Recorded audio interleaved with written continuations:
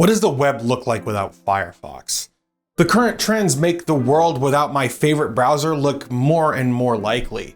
So should we be worried? Let's talk about this. I love Firefox despite many of its controversies. And the fact that Mozilla has been a lightning rod for conspiracy theories and the target of some well-earned criticism, none of that has deterred my usage of their browser. The fact is, Firefox is the only browser I can use.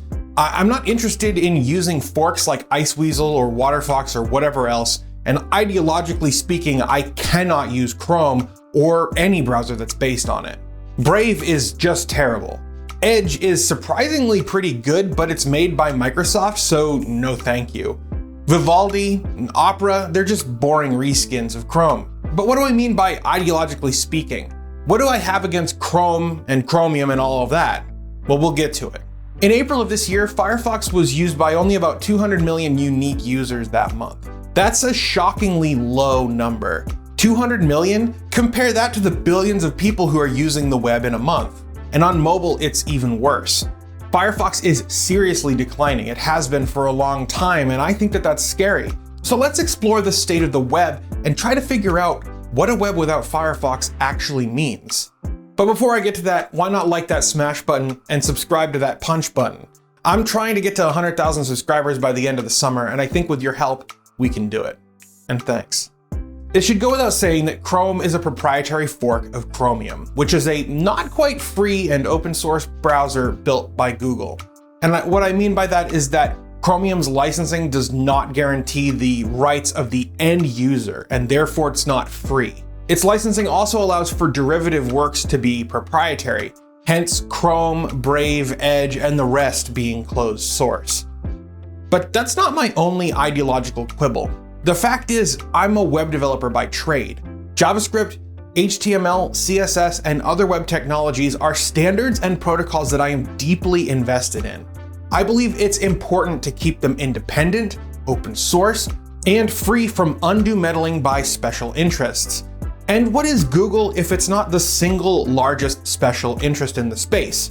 Google is one of the biggest companies in the world. They control enormous sectors of the web and mobile, and they're even making headway against Windows as well. Google is perhaps an order of magnitude larger, more influential, and consequently more dangerous than Microsoft was at the height of the United States antitrust case against them. So when web standards are being debated and defined, Google has an outsized voice.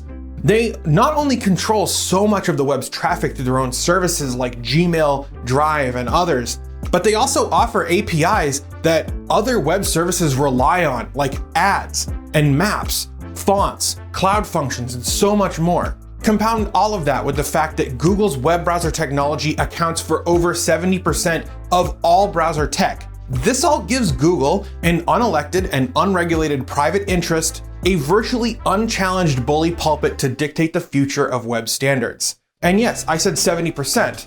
Brave, Opera, Edge. These browsers aren't doing the hard work of implementing the web standards.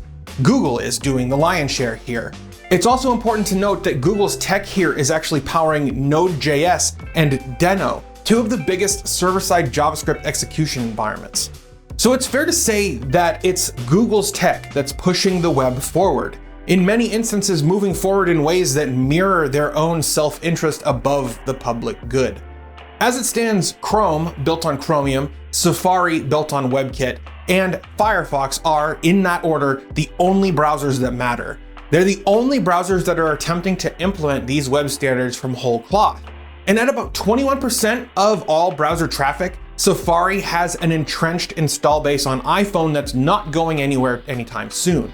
But the problem is, Safari is also far behind implementation of the majority of web standards created in the last 5 years. It's so bad that most web developers joke about Safari being the new Internet Explorer and holding the web back. And then there's Firefox, a bespoke HTML rendering engine with a unique JavaScript interpreter, and its user base is in rapid freefall. So you might be wondering, well, who cares? Why does any of this matter? Well, if Firefox does not recover, then I think we're in for some big trouble. And here are several reasons. Number one is a lack of competition. Now, if you're anything like me and you're a capitalist, not to be confused with a corporatist, a lack of competition is bad, not just for end users, but for the entire world. Why? Because if Google doesn't have competition, then they really have no reason to keep Chromium optimized or continue adding features that people need. Remember when Chrome first launched and they were like, we're the fastest browser? Yeah, they're definitely not that anymore. And before you say, well, what about Edge and Safari? They're competition, aren't they? As I said before, Safari is at least 5 years behind Chrome in terms of features and standards implementation. It's shockingly bad. Last I checked, Safari can't even support setting properties outside of a class constructor in JavaScript. And many modern CSS features do not exist in Safari. Besides that, browsers on iOS cannot actually compete with Safari according to Apple's own anti-consumer rules. Suffice it to say, Safari isn't competing with Chrome. And Edge? Well, at nearly 20% of the market share, you might think that's kind of a gotcha, right? But remember that Edge is literally just Chrome with a coat of paint and a few features tacked on. The core of Edge is Chromium, and I wouldn't rank that as true competition. Now, maybe Microsoft will do more to differentiate Edge from Chrome, and maybe Edge will continue taking market share from Google. But that would leave us in pretty much the same boat, a lack of competition with two virtually identical browsers competing to establish a Number 2, monoculture. Yeah, if you're not familiar with the idea of a monoculture, it's pretty simple. A monoculture is a single homogeneous crop lacking diversity. When your grandparents went to the grocery store when they were young, they bought different bananas than you and I do today. Why? Because all bananas are grown in a monoculture, and monocultures are unstable and vulnerable to rampant disease. Now, your grandparents' banana species was known as the Gromy shell, and it nearly went extinct because of a fungal infection that wiped out virtually identical Gromy shell crops grown in a monoculture. And honestly, the same thing holds true for software monocultures. Ever wonder why many consoles are able to be hacked from the built-in web browser? The PlayStation 3, the PlayStation 4, and even the Switch? It's because they're using WebKit for their web browsers. And a vulnerability in one often means a vulnerability in most, if not all. But it's also happening in the world of Chromium.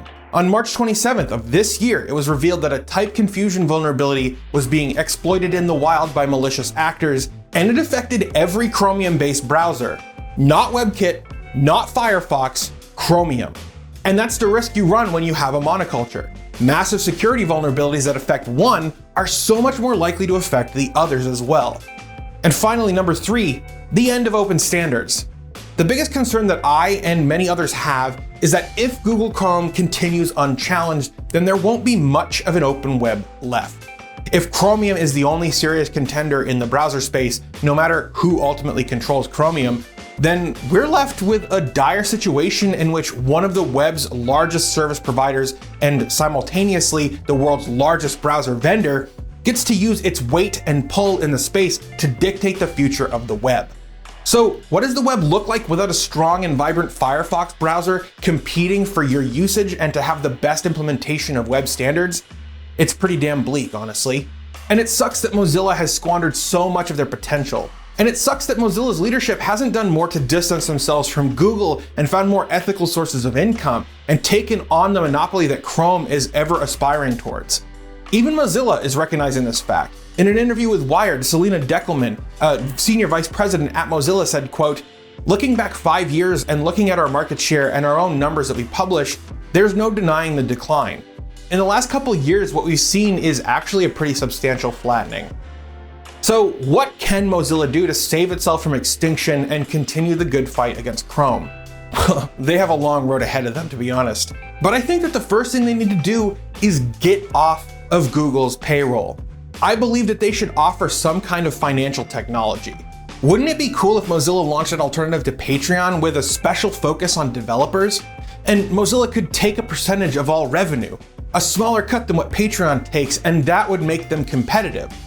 Once they have revenue, they can actually hire developers to keep optimizing and developing Firefox, and also effectively market their browser to regain market share. And then perhaps once they're free from the $400 million that Google pays them annually, they could do what their Netscape forebears did. get regulators to actually take action against the monopolistic practices of their primary competitor.